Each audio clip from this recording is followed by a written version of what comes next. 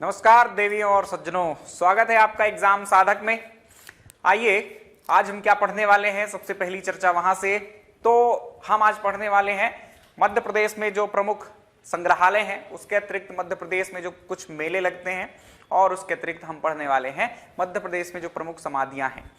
तो ये किस चीज का हिस्सा है? ये हिस्सा है आपके मध्य प्रदेश के पर्यटन का ही। पर्यटन के कुछ खंड हमने कंप्लीट कर लिए हैं, जिसमें आपने मध्य प्रदेश के किले, महल, गुफाएं, उसके अलावा कुछ धार्मिक स्थान और उसके अलावा कुछ नगरीय पर्यटन केंद्र जो होते हैं, जैसे कि इंदौर है, जबलपुर है, भोपाल है, इन सबको हमने कंप्लीट कर लिया है। तो उसके बाद कुछ शेष जो रह जाता है वही एक अंतिम हिस्सा है ये, कि कुछ छोटी मोटी चीजें जहां भी आप घूमने जा सकते हैं ना। हम पर्यटन पढ़ रहे हैं तो कहीं ना कहीं आप समाधियों में भी कहीं घूमने जाते हैं, छतरियां बनी होती हैं प्रमुख शासकों की, वहां आप जाते हैं। मकबरे कुछ होते हैं, वास्तुकला की दृष्टि से महत्वपूर्ण होते हैं, वहां आप भ्रमण करने के लिए जाते हैं।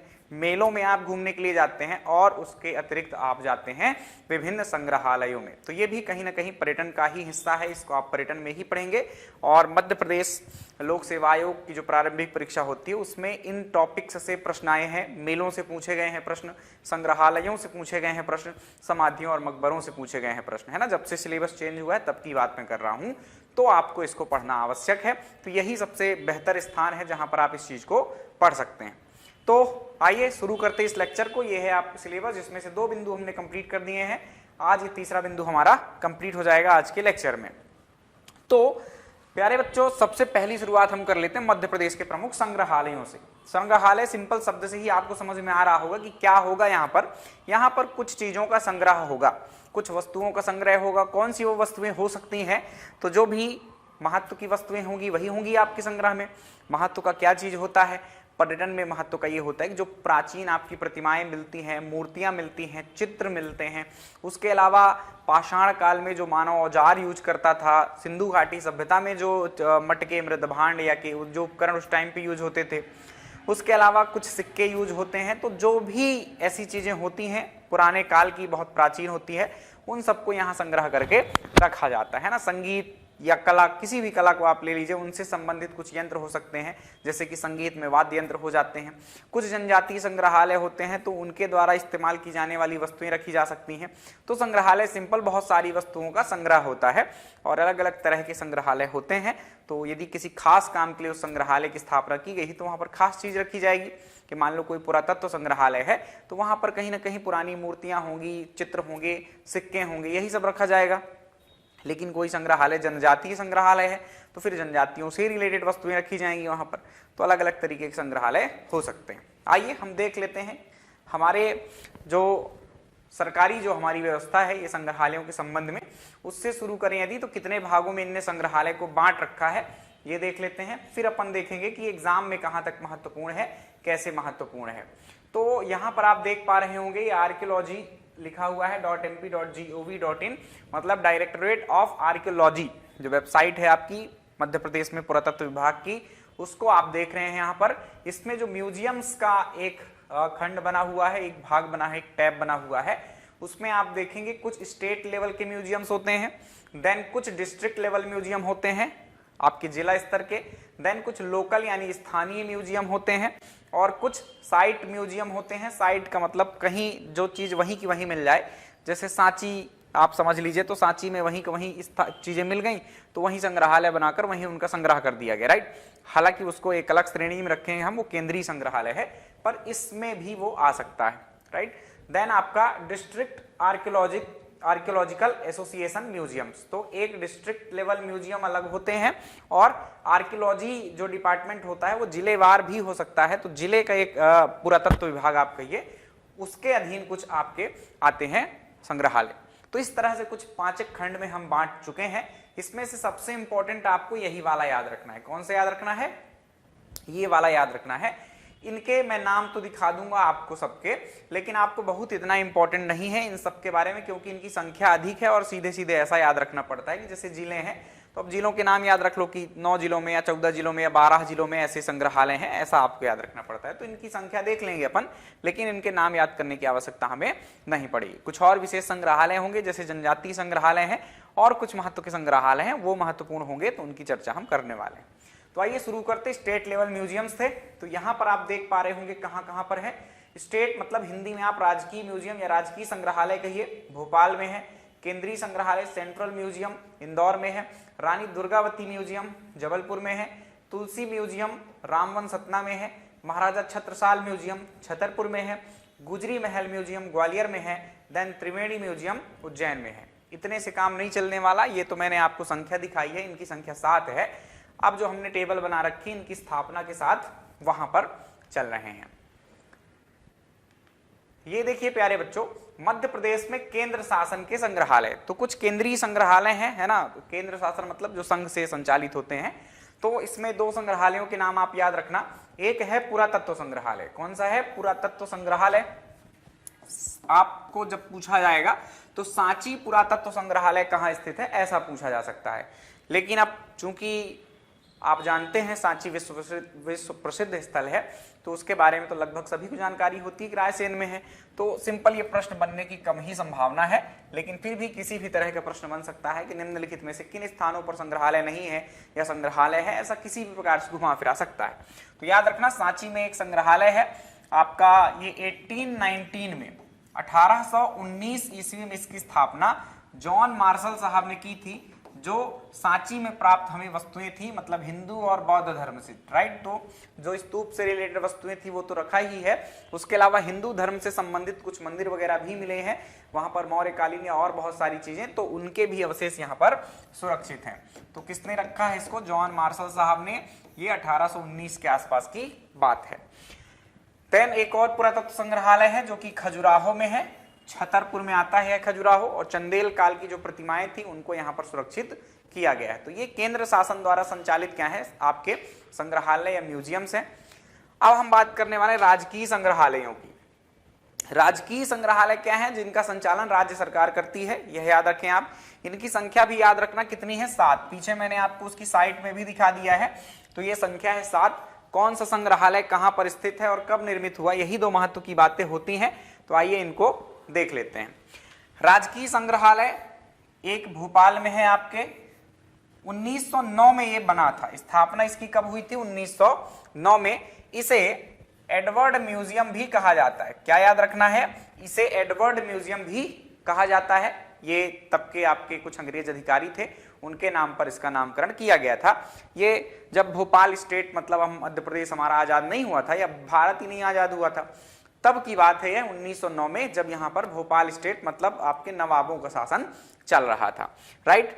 तो ये राजकीय संग्रहालय है भोपाल का, इंपॉर्टेंट है। अभी नाम देख लीजिए। मैं संग्रहालय जो आपके कॉन्सेप्ट्स होते हैं, जैसे कि कैसा होगा, क्या होता है, चलो पहले ही देख लो। एक की तस्वीरें हैं भोपाल संग्रहालय की। उन तस्वीरों को देखकर लगभग आपको अंदाजा लगाना है कि सभी संग्रहालय ऐसे ही होते हैं, लेकिन उनकी जो वस्तुएं होती हैं संग्रह की गई वो थोड़ा सा अलग हो जाती हैं। स्थानीय स्तर पर जो चीजें हमको मिलती हैं फिर वो वहां रखी जाती हैं। तो आइए तस्वीरों के माध्यम से इसको समझ लें पहले एक बार। ये आपका भोपाल का राजकीय संग्रहालय है, इसको आप देख पा रहे होंगे। ये राजकीय संग्रहालय बहुत बड़ा है, ठीक। कई सारी दीर्घाएं हैं, लगभग 14 दीर्घाएं। दीर्घाओं का मतलब कि कमरों में अलग अलग चीजें, हर कमरे में अलग अलग चीजें वो रखी जाती हैं, अलग संबंध होता है उनका। तो सिक्के अलग रख दिए जाते हैं, जो पुरातत्व से प्राप्त मूर्तियां होती वो अलग रख दी जाती हैं, ऐसा। ये कुछ इस प्रकार से वस्तुएं हैं, जैसे कि यहाँ पर कुछ आपको वाद्य यंत्र दिखाई दे रहे होंगे, है ना। तो ये अलग कमरा है, अलग दीर्घा है जिसमें ये चीज क्या रखी हुई है। ऐसे संग्रहालय आप जाएंगे तो देखने को मिल जाएगा, वस्तुएं देख सकते हैं।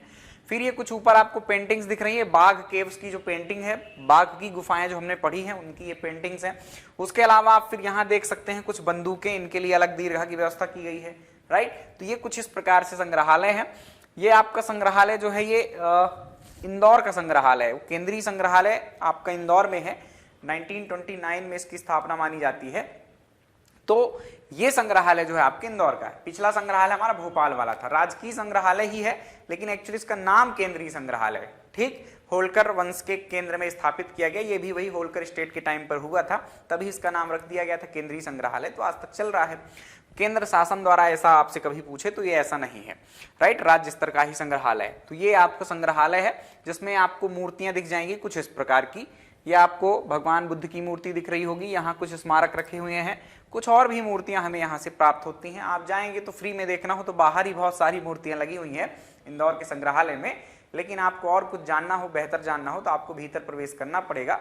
कम से कम 8 दीर्घाएं हैं वहां पर, और उन 8 दीर्घाओं में अलग अलग काल की अलग अलग चीजें रखी गई हैं। तो ये कुछ बात थी म्यूजियम्स की। ऐसे म्यूजियम्स होते हैं सामान्यतः, आपने समझ लिया। ये कुछ इस प्रकार से, ये इंदौर वाले संग्रहालय की देखो बंदूकें और कुछ तोप वगैरह रखी गई हैं। सेम इसी तरह से भोपाल में भी था। तो संग्रहालय के एक अलग विज्ञान होता है वस्तुओं को दिखाने का, वो लगभग एक जैसा ही होता है, बस उनकी वस्तुएं क्या है, चेंज होती रहती हैं। अब आइए समझ लेते हैं। अब आपका थोड़ा सा दिमाग काम कर रहा होगा कि संग्रहालय क्या चीज होते हैं। तो हमने देख लिया राजकीय संग्रहालय भोपाल वाला। केंद्रीय संग्रहालय है, कहां पर है ये, इंदौर में है। ये केंद्रीय संग्रहालय गुजरी महल में भी है ना, याद रखना, सेकंड नंबर पर यही लिख देते हैं, क्योंकि मैंने इनको जो सेट किया हुआ है वो डेट के अनुसार किया हुआ है। ठीक है, पहले जो पहले बना उसको डेट मैंने पहले कर रखा है। एक केंद्रीय संग्रहालय सेम इसी तरह का आपको इंदौर में भी मिलेगा, राइट। तो केंद्रीय संग्रहालय गुजरी महल, गुजरी महल आपने पढ़ रखा है, ग्वालियर में आता है। तो गुजरी महल को संग्रहालय में बदला गया है, और 1922 में संग्रहालय बन गया था। गुजरी महल कहाँ है, तो ये आपके ग्वालियर में है, तो संग्रहालय भी कहाँ होगा, ग्वालियर में होगा। सिंपल सी बात है। देन केंद्रीय पुरातात्विक संग्रहालय, ये भी पुरातात्विक ही है। वहां पर प्राप्त जो बहुत सारी मूर्तियां हैं, है ना, वो सब रखा गया है वहां पर। तो आप जाएं कभी तो वहां जरूर घूमें। केंद्रीय पुरातात्विक संग्रहालय एक इंदौर में है, जिसकी स्थापना 1929 में हुई। यह आजादी के पहले का काल है, मतलब जब यहाँ पर आपके होलकर स्टेट, मतलब होलकर राजा शासन करते थे, तब ये स्थापित हुआ था। छत्रसाल राजकीय संग्रहालय, तो छत्रसाल का नाम आए तो आपको ध्यान रखना है छतरपुर, राइट। हालांकि उनकी राजधानी पन्ना थी, लेकिन फिर भी पन्ना, छतरपुर आसपास के जिले ऐसे हैं जो उनके राज्य क्षेत्र के भाग थे। तो कहीं ना कहीं छतरपुर और पन्ना में ही इनके नाम से चीजें स्थापित की जाती हैं। तो छतरपुर में ये स्थापित किया गया है छत्रसाल जो संग्रहालय है। सिंपली छत्रसाल संग्रहालय पूछ लिया जाएगा आपसे तो आप बता देना धुबेला, जहां इनकी समाधि है, वहीं ये संग्रहालय स्थापित किया गया। 1955 में किया गया है, यह याद रखें। आपका भोपाल वाला 1909 में, फिर 1922 में आपके गुजरी महल ग्वालियर, 1929 में आपका इंदौर वाला, 1955 में आजादी के बाद छतरपुर वाला। ठीक, अभी मध्य प्रदेश नहीं बना था, यह भी याद रखना। अब आ जाते हैं आजादी और मध्य प्रदेश के गठन के बाद की बातें हैं। रानी दुर्गावती संग्रहालय, ये रानी दुर्गावती का सम्मान दिया गया है यहाँ पर, बाकी वस्तुएं वही पुरातात्विक ही हैं यहाँ पर। तो जबलपुर में आएगा, रानी दुर्गावती की बात आएगी तो कहाँ आएगी, जबलपुर में। हालांकि जबलपुर के आसपास उनका मतलब दमोह में, मंडला में, नरसिंहपुर में, ऐसी सभी जगहों पर उनका शासन क्षेत्र था। कब बनाइए तो 1975 to 76, मतलब 1975 से 76 के आसपास इसका निर्माण किया गया। तुलसी संग्रहालय, तुलसी संग्रहालय जो बना है वह रामवन नामक स्थान में सतना जिले में बना हुआ है। 1978 में इसका निर्माण किया गया था। यह राजकीय संग्रहालय है, कभी सतना जाना हो तो आप यहाँ पर भी घूमने जा सकते हैं। सेम इसी तरह से संग्रह व्यवस्थाएं हैं। अब क्योंकि थोड़ा सा छोटा है ये रामवन, तो थोड़ा कम दीर्घाएं यहाँ पर मौजूद होंगी, पर वस्तुएं जो आसपास मिले हैं, आपको किसी भी इलाके को जानना है, इंदौर के आसपास जो क्षेत्र हैं, महेश्वर है, ओमकारेश्वर, इनको सबको देखना है तो आप कहाँ चले जाइए, इंदौर के संग्रहालय में चले जाइए। ग्वालियर उत्तरी क्षेत्र को जानना है तो आप ग्वालियर के संग्रहालय चले जाइए, तो वहाँ स्थानीय स्तर पर जो वस्तुएं प्राप्त होती हैं वो आपको जानने को मिलती हैं, राइट। तो आपको स्थान विशेष की जानकारी रखना है तो स्थान विशेष के संग्रहालय में जाना होता है। सेम चीजें नहीं मिलेंगी, इंदौर की चीज आपको कहाँ नहीं मिलेगी, सतना में नहीं मिलेगी। एक है त्रिवेणी संग्रहालय, जिसकी हाल ही में स्थापना की गई है, और अभी जब मैं लेक्चर रिकॉर्ड कर रहा हूं आप देखेंगे कि जब तक आपके पास लेक्चर पहुंचेगा तो ये इसका स्थापना दिवस मनाया जा रहा होगा। क्या मनाया जा रहा होगा, स्थापना दिवस मनाया जा रहा होगा। कब होता है स्थापना दिवस, तो यह याद रखिए 2 से 4 मई के बीच इसका स्थापना दिवस मनाया जाना है। 2016 में स्थापित हुआ था, तो आप 23 चल रहा है, तो 7वां स्थापना दिवस मनाया जाएगा। अखबारों में आप निश्चित रूप से इसको पढ़ लेंगे यदि आप दैनिक अखबार डेली पढ़ते हैं। तो ये कुछ राजकीय संग्रहालय थे जिनकी हमने चर्चा की, बहुत इंपॉर्टेंट है, मोस्ट इंपॉर्टेंट है। इसके अलावा आप कम महत्व की ओर हम चल रहे हैं, लेकिन आपको थोड़ा सा बस संख्या वगैरह याद रखनी है। एक ओवरव्यू के लिए आप देख सकते हैं कि ऐसा है वास्तव में, है ना, रट्टा मारने के लिए नहीं। तो मैं दिखा जरूर रहा हूं आपको, पर उसको नहीं याद करना। जिसको मैं बोलूं कि इसको तो बिल्कुल ही नहीं भूलना है, वो बातें जरूर आप कंठस्थ करना, ठीक। तो ये राजकीय संग्रहालय हो गए, केंद्रीय संग्रहालय हो गए। कुछ संग्रहालय होते हैं आपके, कौन से, जिला संग्रहालय, जो मैंने आपको प्रारंभ में ही सूची दिखा दी है। ये जिला संग्रहालय है, इनकी संख्या याद रखिएगा 12। कितनी याद रखेंगे आप, 12। अब आपको इनके नाम दिख रहे होंगे, 12 संग्रहालय हैं। जब आपको PDF मिल जाएगा तब आप क्या करना, इसको नोट करना हो तो कर लेना, अभी वीडियो पॉज करके भी आप इसको नोट करना चाहें तो कर सके, यदि आपको लगता है कि ये मेरे लिए आवश्यक हो सकता है। बाकी मैं बिल्कुल सलाह नहीं दूंगा कि इनको आपको याद करना है। ठीक, आपने पीछे 7 याद कर लिए और 2 केंद्र के याद कर लिए, 9 वही पर्याप्त हैं। अभी आगे जहां बात आएगी तो बताते हैं आपको। ठीक, ये उसका स्क्रीनशॉट है। डिस्ट्रिक्ट लेवल म्यूजियम्स ये लिखे हुए हैं, संख्या में 12 है, जो पीछे मैंने लिस्ट बना दी है आपके लिए, वही चीज यहाँ लिखी हुई है। डिस्ट्रिक्ट आर्कियोलॉजिकल म्यूजियम है ना, जिला पुरातात्विक संग्रहालय, आगे जाकर सीधे उनका नाम लिखा रहता है। तो अब इससे क्या प्रश्न पूछेगा बताओ, पूछ बस ये सकता है, डीप में जाएगा, बहुत डीप में जाएगा तब ये पूछ सकता है कि निम्नलिखित में से किन स्थानों पर जिला पुरातात्विक संग्रहालय नहीं है या कि है ना। तो ऐसे बन सकते हैं, पर मुझे नहीं लगता कि इतना डीप में जाएगा कोई एग्जामिनर। अब यहां पर आपको कुछ और संग्रहालय दिख रहे होंगे। एक मैंने क्या बताया था कि जिला संग्रहालय, और दूसरे बताए थे मैंने जिला पुरातात्विक संग्रहालय। ये दोनों अलग अलग चीजें हैं। तो यहाँ पर केवल पुरातत्व से रिलेटेड वस्तुएं प्राप्त होंगी और नॉर्मल संग्रहालय में कुछ और भी देखने को आपको मिल सकता है। तो जिला पुरातत्व संचालित संग्रहालय, तो ये इनके नाम लिखे हुए हैं, इनको भी आपको मैं नहीं सलाह दूंगा कि याद करिए, बस संख्या याद रख लीजिएगा। कितनी है? 16। कितनी है? 16। तो ये संख्या आप याद करना चाहें इसकी तो याद कर लीजिए 16। देन आगे बढ़ें, कुछ स्थानीय संग्रहालय हैं। अब थोड़ा थोड़ा यहां से महत्व चालू हो जाएगा। स्थानीय संग्रहालयों में आप नाम देख लीजिए। भानपुरा एक मंदसौर में है, आशापुरी नामक स्थान रायसेन में है, महेश्वर खरगोन में है, गंधर्वपुरी देवास में और ग्वालियर में। ये 5 जगहों पर आपके स्थानीय संग्रहालय हैं। कुछ साइट म्यूजियम्स हैं, जैसे कि गोलघर भोपाल में है। ये इंपॉर्टेंट बात है ना, पूछ लिया जाता है कि गोलघर कहाँ है, तो गोलघर आपके भोपाल में है, यह याद रखें। राजवाड़ा आपने पढ़ा हुआ है, इंदौर शहर जब हम पढ़ रहे थे तो राजवाड़ा मैंने बताया था और वहीं पर बता दिया था आपको कि यहाँ वर्तमान में एक म्यूजियम भी है, संग्रहालय। होलकर वंश से संबंधित बहुत सारी चीजें, उनके पत्र वगैरह, उनके सिक्के वगैरह, उनकी जो हथियार यूज करते थे वो सब, वो आपको देखने को मिल जाएगा। Salkanpur museum, district Sehore. सलकनपुर की देवी बहुत प्रसिद्ध है ना, बिजासन माता या विंध्यवासिनी। तो आप इनको ध्यान रखेंगे, इजिली बन जाएगा। सलकनपुर म्यूजियम कभी भी पूछेगा तो सीहोर में है, क्योंकि यहाँ की प्रसिद्ध देवी है। तो देवी के रूप में चाहे याद कर लीजिए, चाहे संग्रहालय याद कर लीजिए, एक याद कर लेंगे तो दोनों काम आपके हो जाएंगे। गौरी सोमनाथ टेम्पल म्यूजियम, ये भी मैंने आपको पढ़ाया हुआ है। यदि आपने देखा हो ओमकारेश्वर मैंने अलग से पढ़ाया है, कवर किया है, तो उसमें ये मंदिर मैंने पढ़ाया था, गौरी सोमनाथ का मंदिर।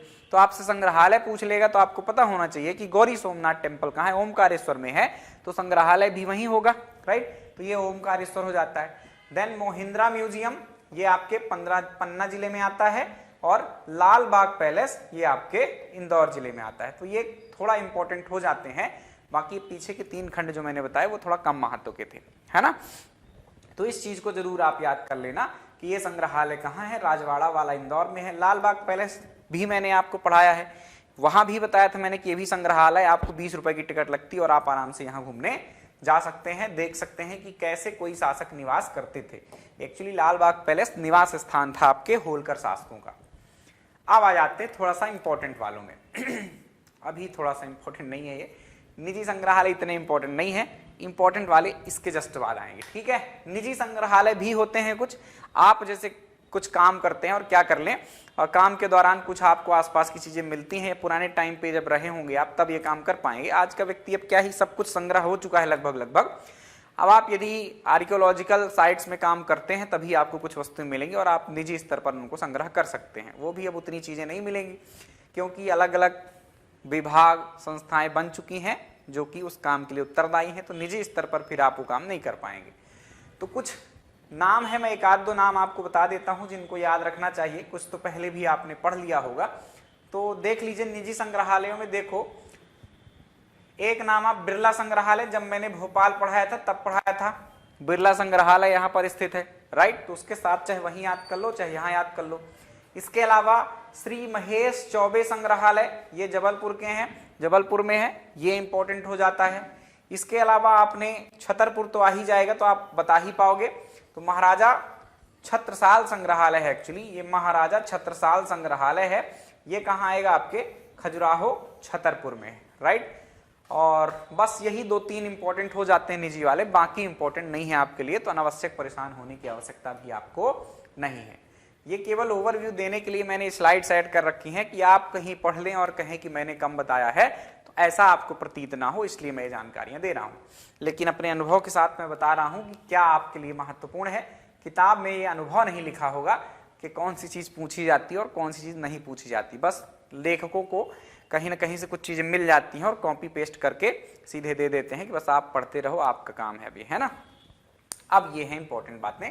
इसमें भी ये ऊपर के जो 3 संग्रहालय हैं वो बहुत इंपॉर्टेंट, बहुत मतलब बहुत इंपॉर्टेंट। एक तो नॉर्मल ही इंपॉर्टेंट से पहले भी, और कुछ 2020 के पीएससी ने पूछ भी लिया है, तो और महत्व का समझ लीजिए आप कि इस ओर ध्यान है पीएससी का।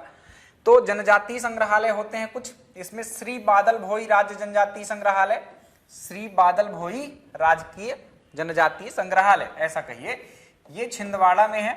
ये स्वर्गीय हो चुके हैं अब, मतलब इनकी मृत्यु हो चुकी है, और जनजातियों के लिए इन्होंने बहुत सारे काम किए थे, तो इनके नाम पर एक जनजातीय संग्रहालय मध्य प्रदेश के छिंदवाड़ा में स्थापित किया गया था। डेट याद रखेंगे आप 1954, जब आपका मध्य प्रदेश गठित भी नहीं हुआ था, तब की ये बात है।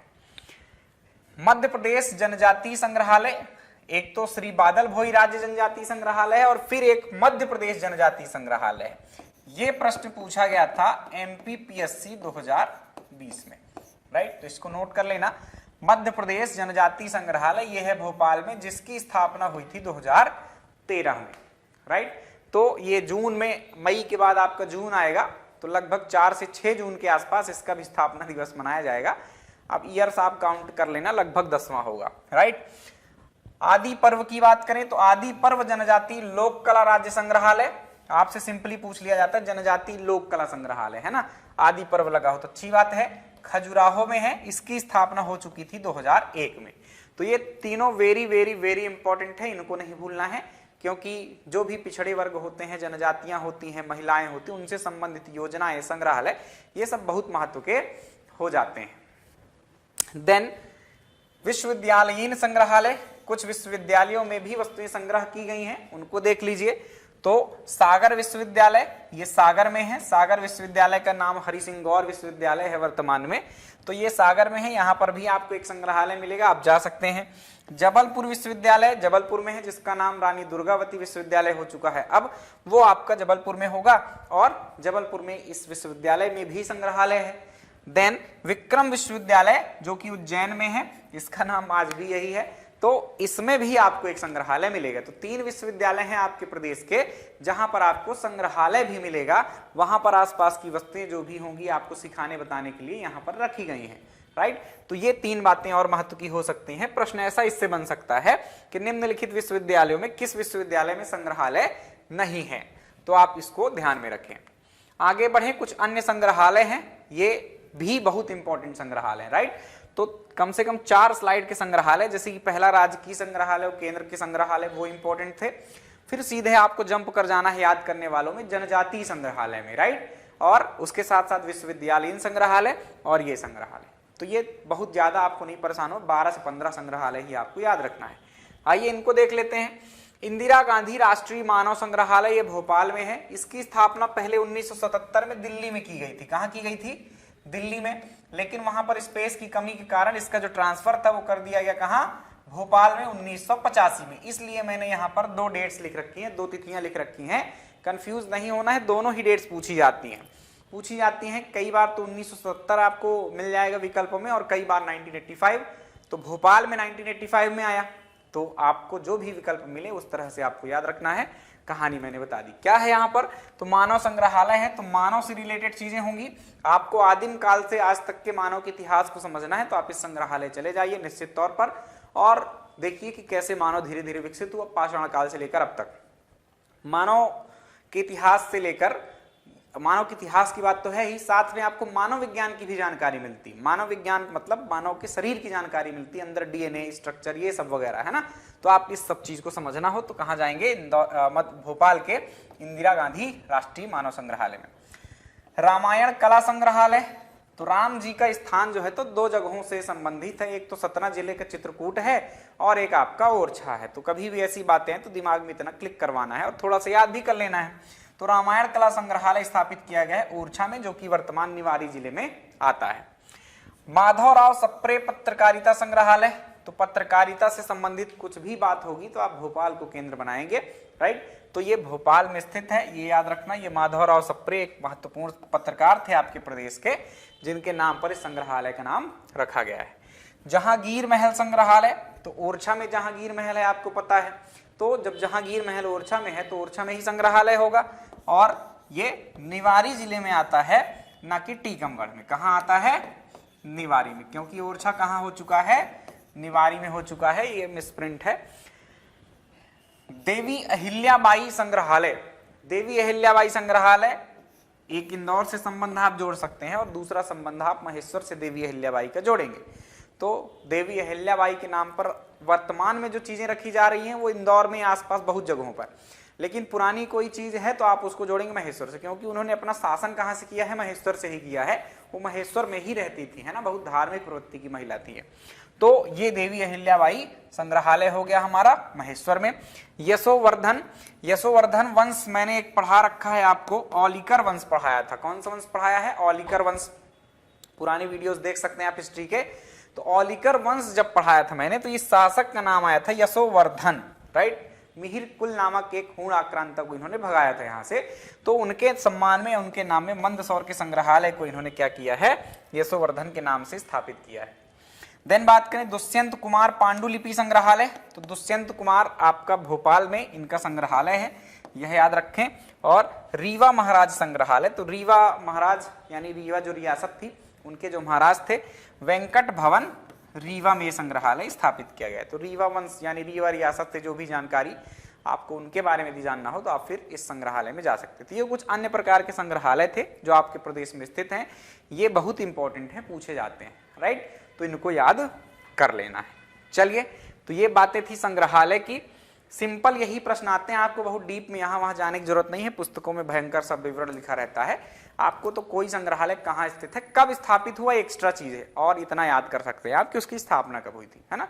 कोशिश की है मैंने सबकी स्थापना की बताऊं, जिनके नहीं मिलते हैं उनकी डेट मैंने नहीं लिखी है, इक्का दुक्का ही होंगे जिनके नहीं मिले, बाकी सबके मैंने कोशिश की है, सरकारी वेबसाइट से उठाकर डेटा रखा है। अगला जो हमारा हिस्सा होगा वह कौन सा होगा, आइए देख लेते हैं। मध्य प्रदेश के मेले। तो जैसा संग्रहालय में था सेम मेले में भी है। आपको मेले की सिर्फ तालिका मिलेगी, सारणी मिलेगी, कौन सा मेला कहां पर स्थित है यही आपको पूछा जाता है और यही आपको याद रखना है, ठीक। तो आइए देख लेते हैं कौन से मेले कहां पर स्थित हैं। आपको अनावश्यक कितने दिन मेला चलता है, क्या होता है उसमें, कौन क्या, ये सब याद करने की आवश्यकता नहीं है।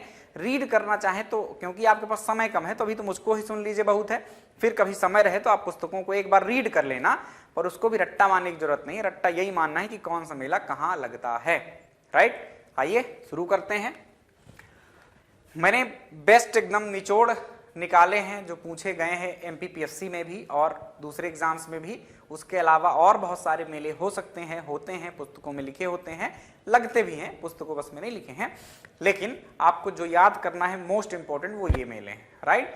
सबसे बड़े मेले से शुरुआत करते हैं। उज्जैन को मेलों की नगरी कह सकते हैं आप, क्योंकि कभी पूछा जाए तो ध्यान रखना, उज्जैन में सबसे अधिक मेले लगते हैं। क्या होता है, सबसे अधिक मेले कहाँ लगते हैं, तो सबसे अधिक मेले आपके उज्जैन में ही लगते हैं। हालांकि हम पढ़ेंगे इक्का दुक्का ही, है ना, सारे मेले नहीं पढ़ेंगे कि सबसे अधिक इस लिस्ट में आपको वही मिल जाए उज्जैन के, लेकिन संख्या के मामले में देखें तो आपके उज्जैन में सबसे अधिक मेले लगते हैं। सबसे कम मेले कहाँ लगते हैं कभी पूछा जाए तो होशंगाबाद, जिसका वर्तमान नाम नर्मदापुरम हो चुका है, वहां पर लगते हैं। सबसे बड़ा मेला आप किसे मानेंगे, तो सिंहस्थ मेला, जो कि एक महाकुंभ मेला है या कुंभ मेला जो आप कह दीजिए, ये है। तो यहीं से शुरुआत हम कर रहे हैं। सिंहस्थ मेला क्या है आपका, ये 4 जगहों पर आपके क्या होता है, कुंभ लगता है। कुछ विशेष राशियों पर जब सूर्य वगैरह पहुंच जाते हैं तो कुछ पवित्रतम नदियां हैं, जैसे कि क्षिप्रा है, गोदावरी है, आपकी गंगा नदी है, इनके किनारे ये मेले लगते हैं। तो एक मेला सबसे उत्तर में आप जाएं, हरिद्वार चले जाएं, गंगा नदी के किनारे, वहां पर लगता है। देन आपका एक कुंभ लगता है प्रयागराज में, जो कि आपके गंगा नदी के किनारे ही है। देन और नीचे आए तो उज्जैन की क्षिप्रा नदी के किनारे एक मेला लगता है, और नीचे चले जाएं तो गोदावरी के किनारे नासिक में एक मेला लगता है।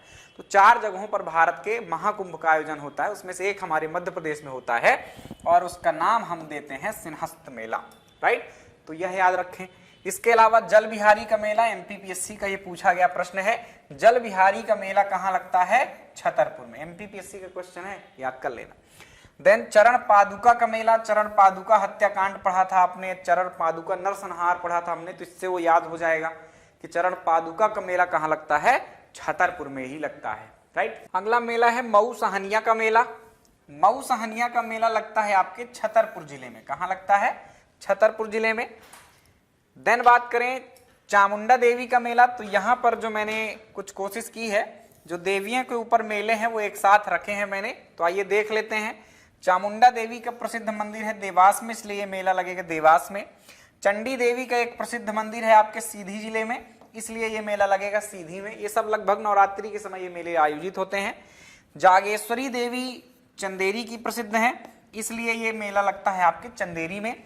और विंध्यवासिनी बीजासन माता का मंदिर जो है बहुत प्रसिद्ध है, ये मंदिर आपका बुधनी तहसील सीहोर में लगता है। गांव का भी नाम याद रखना, सलकनपुर, राइट। अभी पीछे संग्रहालय पढ़ाते टाइम मैंने इसकी बात आपको सिखाई भी है, राइट। तो ये माता बीजासन का मंदिर है और यहाँ पर जो है शिवराज सरकार देवी लोक के रूप में इस मंदिर का विकास भी कर रही है। करंट अफेयर से आप इसको जोड़ सकते हैं। देन मठ घोघरा का मेला, मठ घोघरा का मेला लगता है सिवनी में। और बाबा राम जी का या रामजी बाबा का मेला लगता है आपके होशंगाबाद। इनके नाम बस याद रखना, इतने इंपॉर्टेंट है। जैसे देवियों को एक साथ मैंने किए यहाँ पर, वैसे ही कोशिश की है कि कुछ जो बाबा या साधु होते हैं उनके मेलों को भी मैं क्या कर दूं, एक जगह पर रख दूं। तो ये राम जी के बाद आइए देख लेते हैं और कौन कौन से व्यक्ति हैं जिनके नाम पर ये मेले आयोजित किए जाते हैं, है ना। तो काफी सारे हैं, इस स्लाइड में तो लगभग उसी तरह के मेले हैं। तो अब देखिए हीरा भूमिया का मेला, ये मेला लगता है आपके ग्वालियर में। तेजा जी का मेला लगता है आपके गुना में। कान्हा बाबा या कान्हा बाबा जो आपसे मिल जाए आपके विकल्प में या प्रश्न में, वो याद रखना, ये लगता है आपके होशंगाबाद में। होशंगाबाद कई बार विकल्प ना मिले तो आप इसको हरदा जिला लगाना। क्या लगाओगे, हरदा जिला। तो ये कान्हा बाबा का मेला कहाँ पे आता है, हरदा जिले में आता है वास्तव में, लेकिन कई बार आपको विकल्प होशंगाबाद लिखा रहता है। तो याद रखना हरदा सोडलपुर नामक स्थान पर लगता है। नागा जी का मेला मुरैना में लगता है। कालू जी महाराज का मेला आपके खरगोन में आयोजित किया जाता है। और सिंगा जी, ये दोनों ही जो गुरु हैं एक साथ, मतलब सिंगा जी के शिष्य के तौर पर आप कालू जी को याद कर सकते हैं। तो सिंगा जी का मेला भी आपके कहाँ लगता है, खरगोन में। हालांकि सिंगा जी का मेला जो है वो खरगोन में तो लगता ही है, साथ में आपके खंडवा में भी लगता है। तो आप दोनों ही स्थानों को याद रखें, सिंगा जी का मेला खंडवा और खरगोन दोनों जगहों पर लगता है। धामोनी उर्स, उर्स मतलब मेला ही होता है, ये सागर में लगता है। बाबा साहबुद्दीन औलिया का उर्स, ये नीमच में होता है। पीर बुधान का मेला लगता है आपके शिवपुरी में। और महामृत्युंजय मंदिर है एक प्रसिद्ध आपकी रीवा में, तो वहां पर आपके ये मेला आयोजित किया जाता है। बरमान का मेला आपके नरसिंहपुर में आयोजित किया जाता है। तो ये कुछ मेले हैं जिनको आपको याद रखना, ये सबके सब इंपॉर्टेंट हैं। बिल्कुल निचोड़ मैंने रखा है, रखने के लिए तो मैं और बहुत सारे मेले बता सकता था, सूची बहुत लंबी हो जाती है। आगे चलें, अब ये अंतिम स्लाइड है। कुछ और महत्व के मेले हैं जिनको आप देख लीजिए। गधों का मेला 2 जगह पर लगता है, गधे बेचे जाते हैं यहाँ पर, एक है उज्जैन और एक है चित्रकूट सतना में। तो गधों का मेला 2 जगह पर, यह याद रखें। बलदाऊ जी का एक बहुत प्रसिद्ध मंदिर है पन्ना जिले में, तो पन्ना में बलदाऊ जी का मेला लगता है। आलमी तबलीगी इज्जिमा, आपको पूरा नहीं याद हो तो इतना याद रखना, इज्जिमा कहाँ होता है, मेला शब्द को नहीं लगाना। फिर इज्जिमा मतलब वही एक सामूहिक आयोजन होता है इस्लाम धर्म की। इस्लाम धर्म में भी एक विशेष बोहरा समाज होता है। कौन सा होता है, बोहरा। गोल कैप उनकी नॉर्मल कैप से अलग होती है थोड़ा सा। तो बोहरा कैप जो होती है वो आपकी कहाँ होती है, मतलब बोहरा समाज के जो लोग होते हैं भोपाल में, उनका एक बड़ा आयोजन होता है। कुछ वर्षों पश्चात इनके धर्मगुरु आते हैं, इसे आलमी तबलीगी इज्तिमा कहते हैं। शायद 2019 के आसपास ये आयोजन लास्ट में किया गया था। मोदी जी भी आए थे। बड़ोनी का मेला दतिया में लगता है, ये दतिया के मेले सब एक साथ कर दिए मैंने। सनकुआ का मेला सेवढ़ा नामक स्थान पर दतिया में। रतनगढ़ का मेला रतनगढ़ नामक स्थान में दतिया में। सोनगिरी का मेला सोनगिरी नामक स्थान में दतिया में लगता है। इसके अलावा कुंडेश्वर महादेव, ये एक बहुत प्रसिद्ध मंदिर है, प्रश्न भी पूछा था एक बार व्यापम में। तो ये कुंडेश्वर महादेव का मेला कहाँ लगता है, टीकमगढ़ में। तो ये कुछ महत्वपूर्ण मेले थे। ये कोई भी एक मेला ऐसा नहीं है जो किसी न किसी एग्जाम में ना आया हो, सारे आए हुए मेले मैंने शामिल कर दिए हैं और यहीं से प्रश्न आने की पूरी संभावना है। यही बार बार मेले रिपीट होते हैं। तो इन मेलों को आप क्या करें, अच्छे से याद कर लेना है आपको, राइट। देन बात कर लेते हैं कुछ मध्य प्रदेश में स्थित समाधियों और मकबरों की हिस्ट्री या के पर्यटन, जिसमें आपने किले, महल, ये सब गुफाएं वगैरह देखी हो, तो मैंने सभी व्यक्तित्व की चर्चा की हुई है। तो यहाँ पर व्यक्ति को पहचानने की आवश्यकता बहुत नहीं है आपको, क्योंकि पहले से ही आप पहचानते हैं। यदि मेरे लेक्चर्स आप देख रहे हैं, नहीं भी देख रहे हैं, नए नए जुड़े हैं, तो थोड़ा थोड़ा जानकारी देकर इन समाधियों को भी हम और मकबरों को फटाफट देख लेते हैं। कम से कम समय में एक नजर मारना है हमें इस पर, ताकि आपके एग्जाम में आए तो बन जाए आपसे। दो सिंधिया वंश के शासक या शासिका, कुछ भी कह दें आप, यहां से शुरुआत है। सिंधिया वंश की जो छत्रियां हैं वो आपकी मिलती हैं दो जगहों, एक जगह पर शिवपुरी में। कहां पर? शिवपुरी में। दो लोग हैं, ध्यान रखना, सांख्या राजे सिंधिया और माधवराव सिंधिया। ये दोनों माता और पुत्र हैं। सांख्या राजे माधवराव सिंधिया की माता है। माधवराव सिंधिया दो हुए सिंधिया वंश में। एक तो जब आजाद हो गए हम, तो आजादी के बाद ज्योतिरादित्य सिंधिया को आप जानते होंगे, उनके पिता माधवराव सिंधिया ही थे, राइट। उनकी विमान दुर्घटना में मृत्यु हो गई थी, तो वो थे। लेकिन वो वाले की बात यहाँ नहीं की जा रही। इनके पहले जो आपके माधवराव सिंधिया थे, उनकी बात मैं यहाँ पर कर रहा हूँ। तो सांख्या राजे सिंधिया और माधवराव सिंधिया, इन दोनों की समाधि या छतरी, इनके लिए छतरी शब्द का यूज किया जाता है, ये ध्यान रखना, राइट। जो भी मराठे थे उनके लिए छतरी शब्द का, जैसे कि धार में पमार वंश की छतरियां कहाँ हैं? धार में। जैसे कि होलकर वंश की छतरियां कहाँ हैं? वो इंदौर में है। जैसे कि सिंधिया वंश की छतरियां हैं, वो कहाँ पर हैं? वो हैं आपके यहाँ पर, राइट, शिवपुरी में। इसके अलावा भी और छतरियां हैं, ये तो इंपॉर्टेंट है, जो पूछी जाती है, इसलिए यहाँ लिख दिया। हालांकि कुछ छतरियां ग्वालियर में भी हैं, लेकिन वो इंपॉर्टेंट नहीं है। बात करें तात्या टोपे की समाधि, तो ये शिवपुरी में होगी, क्योंकि 18 अप्रैल 1859 को यहीं पर इनको मृत्यु मतलब फांसी दी गई थी अंग्रेजों के द्वारा। मल्हार राव होलकर वंश के संस्थापक थे। इनकी समाधि भिंड में है। भिंड में भी एक स्थान है आलमपुर। अब आप कहोगे कि होलकर इंदौर के थे, वहां कहां से पहुंच गए? तो आप समझिए यहाँ इंदौर है और एक छोटा सा हिस्से पर इनका वहां पर भी शासन हुआ करता था, आलमपुर नामक जगह पर। वहीं उनकी मृत्यु हुई, इसलिए वहीं आलमपुर भिंड में आज उनकी समाधि बनी है। इसे आप माने इंदौर। रानी दुर्गावती की समाधि है जबलपुर में, बरेला नामक स्थान पर, जहां वो युद्ध लड़ते हुए आपके मुगल सेनापति से मृत्यु को प्राप्त हुई या बलिदान हुई। रानी लक्ष्मीबाई की समाधि ग्वालियर में, जहां वे लड़ते हुए, ग्वालियर में ही लड़ते हुए बलिदान को प्राप्त हुई थी, हीरोज नामक आपके अंग्रेज अधिकारी से लड़ते हुए। रानी अवंतीबाई की समाधि डिंडोरी में, ये भी यहीं पर लड़ते हुए मृत्यु को प्राप्त हुई। तो जहां भी इनकी मृत्यु हुई है, उसी स्थान पर इनकी समाधि बनाई गई है, राइट। तो जब आपने हिस्ट्री पढ़ी होगी तो वहां पर भी इनकी चर्चा आई है, तो आपको कोई डाउट यहां होना ही नहीं चाहिए। गिरधारी बाई रानी अवंतीबाई की सहायिका थी। इनकी समाधि बनी है मंडला में। कहां बनी है? मंडला में, क्योंकि रानी अवंतीबाई मंडला से ही शासन करती थी। एक्चुअली डिंडोरी में देवहारगढ़ के जंगल जो है, वहां पर इनकी मृत्यु हुई थी, इस कारण वहां समाधि बनी हुई है ना, शाहपुर तहसील में। झलकारी बाई, जो कि रानी लक्ष्मीबाई की सहायिका थी, इनकी समाधि इन्हीं के स्थान पर ग्वालियर में बना दी गई है ना। कई कई जगहों पर झांसी लिखा रहता है, लेकिन वो गलत तथ्य है। आप ग्वालियर याद रखें, जहां रानी लक्ष्मीबाई की समाधि है, वहीं इनकी सहायिका की समाधि है। राजा छत्रसाल या महाराजा छत्रसाल की समाधि छतरपुर में मिलेगी आपको, दुबेला नामक स्थान पर। पीछे भी चर्चा की है मैंने। राणोजी शिंदे, जो कि सिंधिया वंश के संस्थापक थे, उनकी समाधि आपको मिलेगी शाजापुर में। तो 3 सिंधिया वंश के शासकों की बात हमने यहाँ पर, या उनके वंशज की बात हमने कर ली है। राणोजी सिंधिया, जो कि सिंधिया वंश के संस्थापक थे, उनकी समाधि आपको शाजापुर नामक जिले में मिलेगी। आगे चलें तो पेशवा बाजीराव, ये आपके पुणे से शासन करते थे, पेशवा थे, है ना, महान वाले बाजीराव हैं। 2 बाजीराव हुए आपके मराठा में। तो यहां पर रावणखेरी नामक स्थान है, नर्मदा नदी के तट पर, खरगोन जिले में। यहां इनकी मृत्यु हुई थी, इसलिए इनकी समाधि यहीं पर बनी हुई है। बहुत इंपॉर्टेंट तथ्य है, वेरी इंपॉर्टेंट, पेशवा बाजीराव की समाधि। कान्हा बाबा का मेला हमने पीछे देखा ही है जस्ट अभी, तो मैंने आपको बताया भी था कि सोडलपुर हरदा में वास्तव में लगता है। होशंगाबाद विकल्प में आए तो लगा देना, क्योंकि हरदा पहले होशंगाबाद का ही भाग था। और आज भी पुराने ढर्रे में कुछ आयोग या किताबें चल रही हैं, तो आपको उसको ध्यान से थोड़ा सा देखना पड़ेगा। बैजू बावरा एक संगीतकार थे, चंदेरी नामक स्थान पर इनकी समाधि, जो कि अशोकनगर जिले में आता है। मुमताज महल का नाम आपने सुना होगा, शाहजहां की प्रिय पत्नी थी। 14वें बच्चे को जन्म देते हुए बुरहानपुर में इनकी मृत्यु हो गई थी, इसलिए इनकी समाधि बुरहानपुर में बनाई गई है। बात करें गन्ना बेगम, गन्ना बेगम एक सेनापति के रूप में महादजी सिंधिया के सेना में शामिल हो गई थी। उनकी बहुत विशेष कहानी है, प्रेमिका के तौर पर भी जानी जाती है उनकी। इनकी समाधि नूराबाद नामक जगह पर मुरैना में बनाई गई है, ठीक। और मत्स्येंद्र नाथ जो कि नाथ संप्रदाय के संस्थापक थे। मत्स्येंद्र पीर, पीर शब्द का मतलब गुरु से होता है। इनकी समाधि उज्जैन में है। उज्जैन नगर को मैंने अलग से पढ़ाया हुआ है, आप उसको जब पढ़ेंगे तो वहां पर भी समाधि की बात की गई है। कुछ और मकबरे हैं जो छोटे छोटे, मतलब मकबरे जो कि इस्लाम धर्म के लोगों के गुरुओं के मकबरे होते हैं, उनकी बात अब कर लेते हैं फटाफट। ठीक, समाधियों की बात खत्म। दौलत खां लोधी बुरहानपुर में इसकी समाधि बनी हुई है। ये दक्षिण का सूबेदार था मुगल शासकों का। अब्दुल शाह चंगल एक सूफी संत थे। धार का किला पढ़ाया है मैंने, तो धार के किले के भीतर इनका मकबरा है। पीर बुधान भी एक सूफी संत थे, इनका मेला भी लगता है शिवपुरी में, पीछे हमने देखा है।